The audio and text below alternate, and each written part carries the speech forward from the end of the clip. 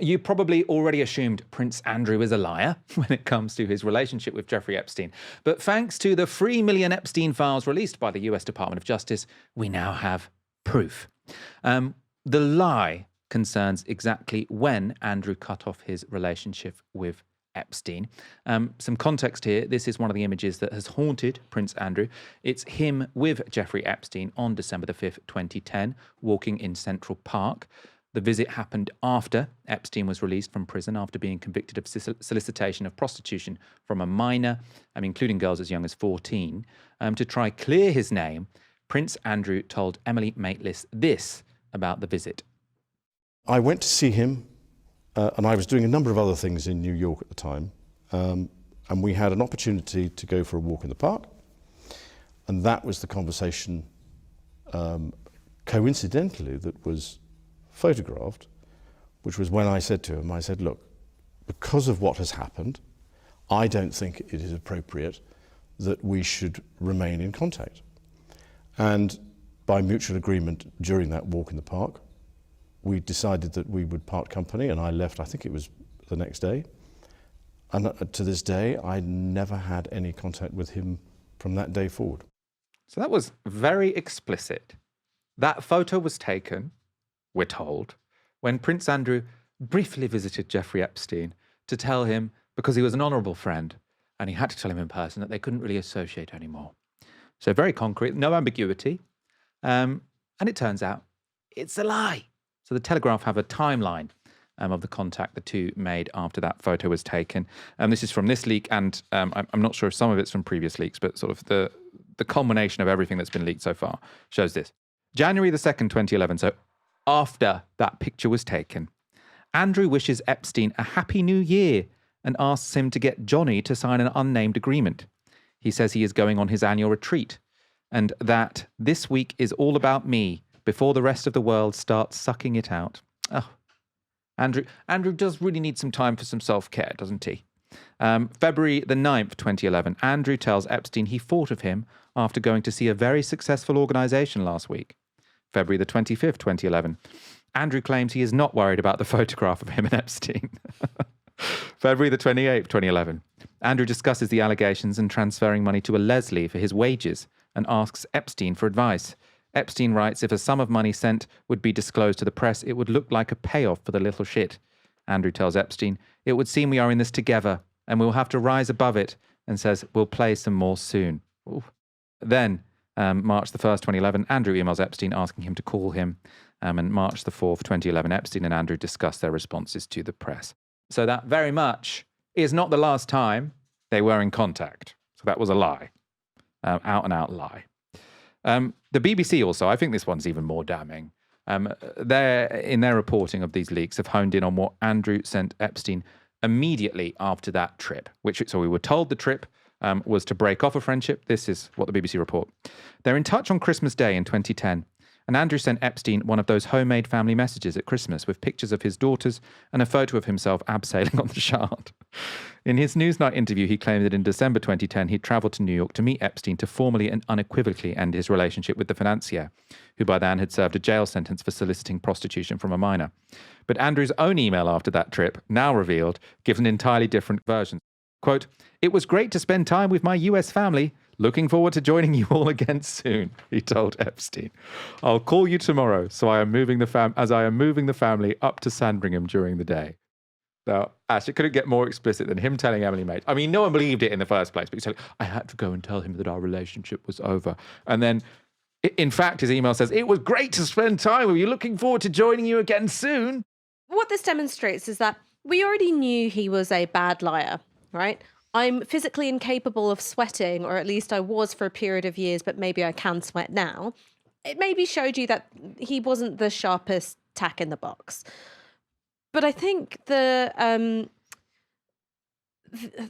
strength of his lies, right? His insistence that, it was on this date that I cut off the relationship for good. Obviously, maybe that was too long, but I was too loyal a friend. There's a certain arrogance there. And it's an arrogance which presumes that everything that has transpired between these two men in writing, all of the photos that have been taken of Prince Andrew, or the former Prince Andrew, and Jeffrey Epstein's presence, there's no way this can come to light. And the only reason I can come up with in my head for how someone wouldn't be worrying about this information coming to light is because he thinks his power and his status will protect him. That's the only reason I can think that someone wouldn't go, all right, well, I probably shouldn't tell this lie because if this kind of documentary evidence comes out, then I'm toast. He just presumed it never would. And I think that that's one of the things that needs to be extrapolated from the Epstein files, because the problem with calling it the Epstein files is that it's sort of, it creates almost like a cordon sanitaire around the issue. But I think that level of arrogance and the level of impunity that many of these elite men felt of like, well, I can tell this lie at this point because there's no way this other stuff is going to come to light. I don't think that the former Prince Andrew is unique in thinking like that. And I don't think that Jeffrey Epstein was unique for his wrongdoing either. I think that there's a whole bunch of stuff that goes on at the uppermost echelons of society where experience has told them that they don't have to worry about the law, they don't have to worry about journalists, and they don't have to worry about public opinion. In terms of Prince Andrew, I mean, if you see on our YouTube and you click on popular videos, some of the videos that have gone the furthest involve us discussing Prince Andrew and his, I suppose, gross misdeeds and his lies. So we were quite early to the story. If you want to support more work, which helps expose rich, powerful people who think they are immune from consequences, you can go to novaramedia.com/support. More on Prince Andrew, because the latest tranche of Epstein files contains more photos of Andrew. So here he is crouched over an anonymous woman and looking up at the camera. In another photo, he has his hand on the woman's stomach, though the context, I mean, is very unclear here. Apparently, this can be located to Jeffrey Epstein's New York mansion. But as I say, it's not clear to me that there's any wrongdoing going on there, even if the images are a little bit gross, given all that we know. Other emails, though, are more directly implicating. So in August, Epstein tells Andrew he has, quote, a friend who I think you might enjoy having dinner with. So that's what Epstein tells Andrew. And this is what happens next. Again, read from bottom to top. The Duke, which is what he comes up in the email, isn't it? The Duke says, great. Any other information you might know about her that might be useful to know? Like, what have you told her about me? And have you given her my email as well? Andrew. Jeffrey Epstein says, she, 26, Russian, clever, beautiful, trustworthy. And yes, she has your email. The Duke responds to Epstein, that was quick. How are you? Good to be free. Now that is grotesque because, one, Epstein has just arranged for him to meet up with this woman. All he really knows about her is that she's 26. Andrew at the time is 50. And then good to be free. So in this email where he's soliciting a date with this 26-year-old, I mean, obviously we don't know if she was coerced or if she wanted to meet a prince. I mean, we don't know much about it beyond that. But he's also included good to be free, which presumably is a reference to the fact that this guy is a convicted sex offender, right, who was convicted for procuring minors for sex. So just to sort of casually slip that in when you are about to be set up on a date, I don't know what we want to call it, set up on some kind of meeting with a young, attractive woman, to me is rather grotesque. Another set of emails are particularly embarrassing for the royal family because they suggest that some of these meetings likely took place on royal property. So this is Epstein to the Duke. Already in London. What time would you like me and redacted? We will also need have private time. And then the Duke writes to Epstein, I am just departing Scotland. Should be down by 1800. I'll ring you when I get down, if you can give me a number to ring. Alternatively, we could have dinner at Buckingham Palace and lots of privacy. And then Epstein says, BP, please. BP being Buckingham Palace. Now, I mean, this is really like, when people are talking about elite sort of impunity, thinking of where is a place where you can have lots of privacy to have a meal, dinner with a convicted sex offender? Oh, I know, Buckingham Palace. Lots of privacy there. That's a nice low-profile place to have dinner with a convicted sex offender. Separate from the release of this latest set of files, the BBC also reported this week on a second alleged victim of Epstein who has claimed she was sent to provide sexual services to Prince Andrew. The woman is alleging she was flown to the UK by Epstein, and her lawyer says it was to comply sexually with Andrew. She says she was in her 20s and is claiming the sex occurred at Royal Lodge, the 30-bedroom Windsor home the former prince has been asked to leave because of his friendship with Jeffrey Epstein.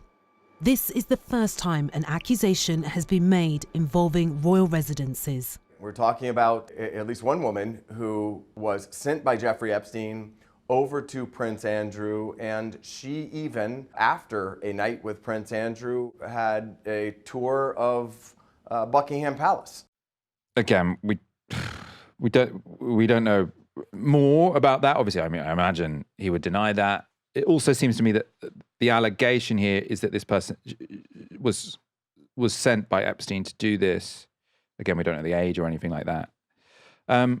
She said she was in her 20s when it happened. She said she was in her 20s when it happened. Okay, that's important. Ash, I suppose I want your thoughts specifically on these emails, right? So can you imagine the state of mind where you say, I suppose the good to be free could be referring to something else, but to me it reads like good to be free from jail. Yes, I will meet up with this 26-year-old Russian lady who I know nothing about other than that you think she's attractive. I mean, you're asking me what I think about the emails, and I feel like I'm just going to repeat myself, which is it is a disgusting level of entitlement, and it's sexual entitlement, and it's a complete disregard for what is underpinning the realities of your sexual access to women who would not be interested in you if you were not a prince, and possibly aren't interested in you, or there because they've been coerced or trafficked or made to in some way. And I think that this is one of the things that we often talk about inequality on this show in terms of material outcomes. We talk about its corrosive effect on democracy. We talk about people's life chances. We talk about access to opportunity. We talk about health and all of that kind of thing. And one of the things that it's almost easy to forget is the way in which wealth, power, status, impunity plays out on these very gendered lines and has a kind of sexual dimension as well, which is you are writing emails like that and you are asking a convicted paedophile to set you up on a date with someone because that's what you think women are for. Like, that's what you think women are for. And for those children who Jeffrey Epstein abused, we looked this up to make sure this was true before we went live. At least one of whom was as young as 14 at the time. These children who are abused don't factor into it because they're not really people the way, you and I, I'm speaking the voice of Andrew, are people. And what's the point of being rich if you can't buy access to women and have them supplied to you, sort of like plucked out and chosen, like you've got a personal shopper for women. And I think that it might seem like a really facile point, which is if you have a class of men who are that rich and that powerful and that beyond the law, obviously there is going to be a kind of enacted misogyny that they're living every day. But they're living that way, every day, and they're so immersed in it they can't even see what a moral cesspit it really is. Someone in the comments, I can't find who said it now because I can't scroll up, but someone said Epstein knew Prince Andrew's type, which I think is very much implied in this, right? All the information you need to know. I found a woman you'd probably like, right? In August, Epstein tells Andrew he has a friend who I think you might enjoy having dinner with. Yeah, so that's exactly like he knows. They have this relationship where they know what kind of women each other like. Might enjoy having dinner with, right? And it's like you don't have to be coarse about it. Yeah. And it's sort of I don't know if you ever had this, but that very naive view people have of escorting, where it's like, oh, it's just wealthy men who want to take you for dinner for no reason. It's that sort of language and that way of trying to make it more palatable. Oh, like an escort, literally just to escort you. No, you're just to a supposed place. to escort them to places. No, it's for sex. Let's move on to Sarah Ferguson. She's Andrew's ex-wife and life partner. She also comes off badly in these latest email releases, although I think maybe in a more humorous way than her partner. The BBC has a summary. Sarah Ferguson, the former Duchess of York, will be further embarrassed by this latest tranche of emails. In 2009, she described Epstein as the brother I have always wished for and enthusiastically gives him details of her latest business ideas. She didn't travel lightly. When visiting him, there's a request on her behalf for 4 apartments. And it goes on. Later in the same year, after the crash of a business venture, she writes to Epstein, quote, I urgently need £20,000 for rent today. The landlord has threatened to go to the newspapers if I don't pay. Any brainwaves? There are lawyers' letters about deals to pay off her creditors and an email from Epstein claiming to have helped her financially for 15 years. The former Duchess of York has been approached for comment. Behind her back, Epstein seems to have been far from complimentary, sending another contact a link to a newspaper article about Ferguson with the comment, pic of F from Friday, not the prettiest sight. And then this is what's, really humiliating, I think, for Fergie, because far from cutting ties with Jeffrey Epstein, as Prince Andrew at least claimed he had done, Fergie seems annoyed that Epstein had cut off ties with her from September 2011, so really late. And this is from Fergie to Jeffrey Epstein.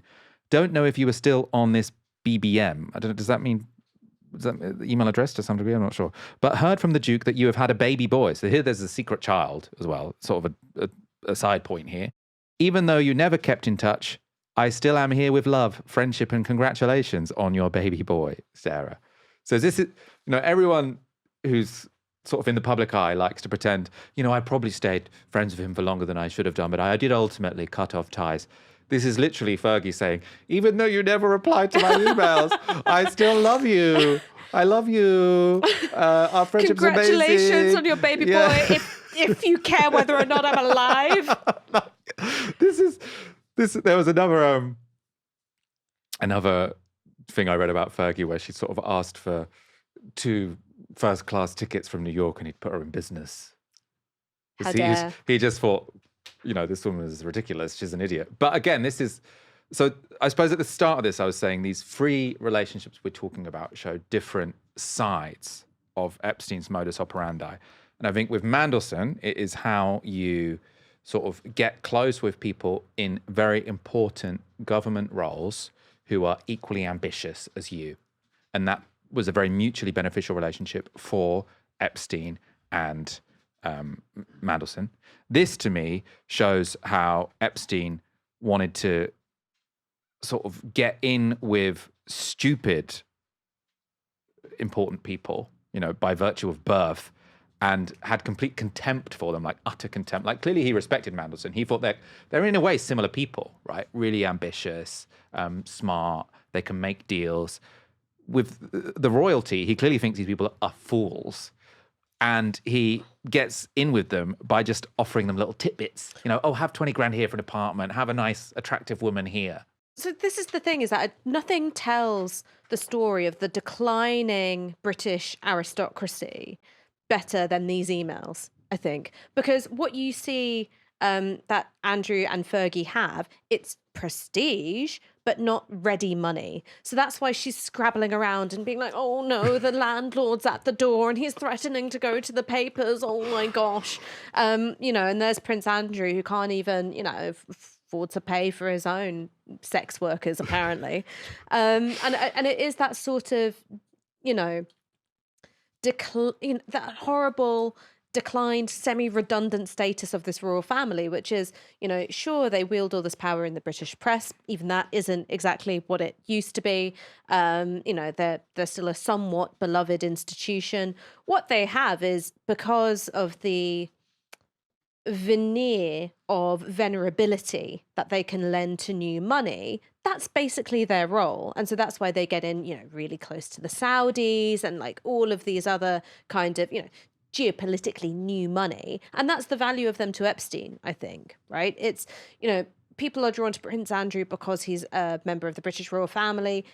Epstein wants access to them. He gets that by, paying off some of Fergie's debts and procuring some women for Andrew.